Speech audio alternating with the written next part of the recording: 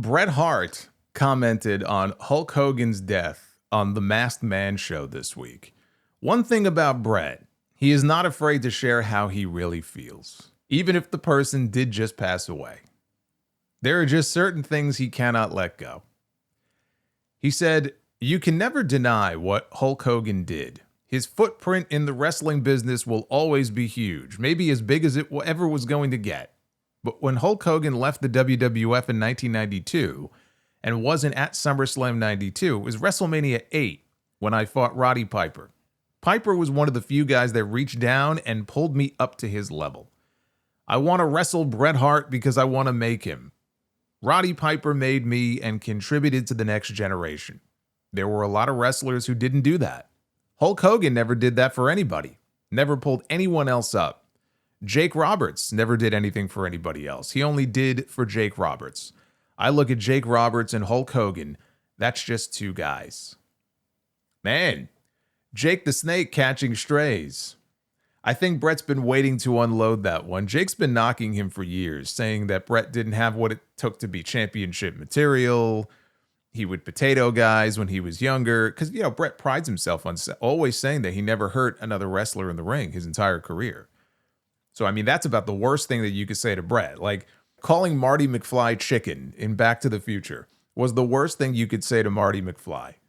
Saying that Bret Hart hurt people in the ring is basically the equivalent. Like, it's just, he can't let that stand. So I'm sure that's just him giving Jake a receipt.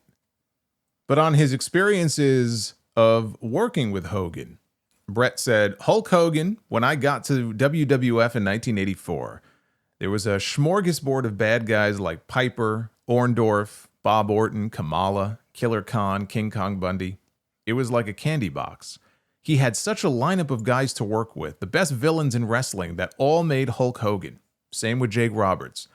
Ricky Steamboat and Macho Man. They never lost. They got their hands raised. In 1992 comes along and they're going to give me this big push. There is nobody there and nobody left. I didn't have anybody to work with when I won the belt, really. Not any monsters, anyway. That's what I always think. 1992, the elevator was falling to the bottom. Everything was sinking so fast. They were in trouble. Hogan was off in the steroid scandal, though he said he never took them.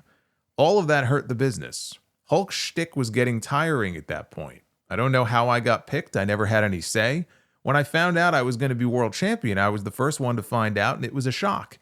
I didn't expect it, but I was grateful for it. I always felt like things were falling so bad and Vince had to figure something out. Stick it on him. I was a safe bet.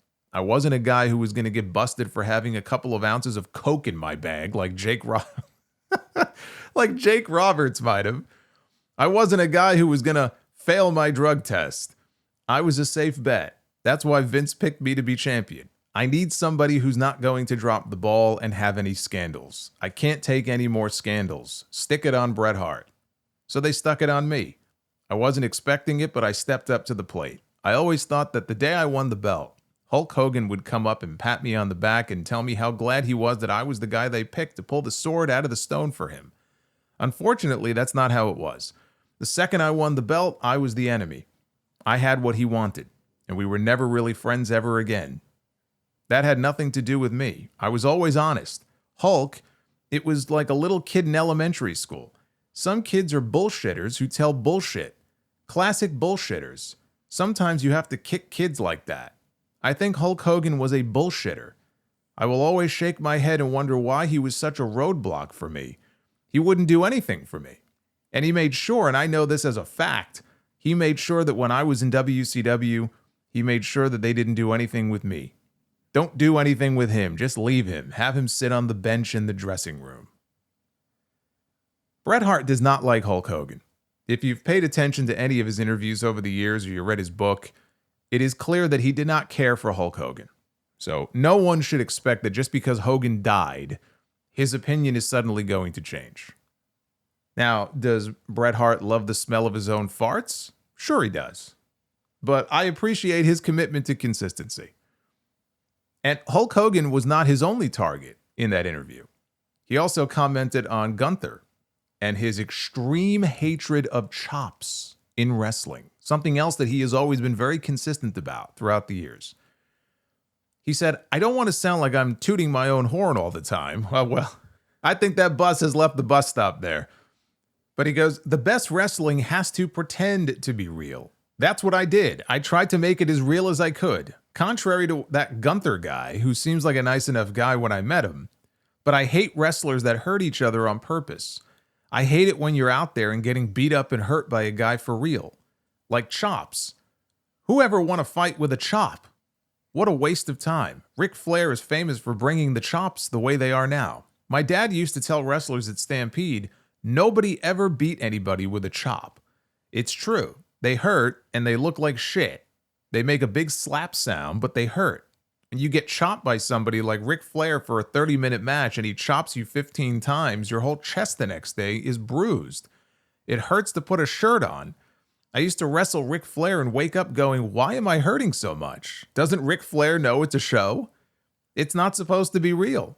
I'm not supposed to wake up with a really sore chest. I have no respect for guys that hurt each other all the time. It's just, to me, lazy shit wrestling when guys like Gunther, and I've told him this to his face, it's bullshit. When you're hurting somebody for real, you're unprofessional. I wrestle guys and never hurt anybody. See?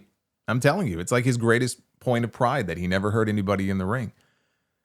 Now, Bret also mentioned wrestlers like CM Punk and Dax Harwood, when he's not busy tweeting obsessively over podcasters online, who frequently pay homage to him in their matches. He said, I take it as a compliment, and whenever I watch wrestling and I see something that's obviously a salute or sort of like, hey, that was Bret Hart 1988 or something like that, I take that as a huge compliment, especially from the wrestlers today.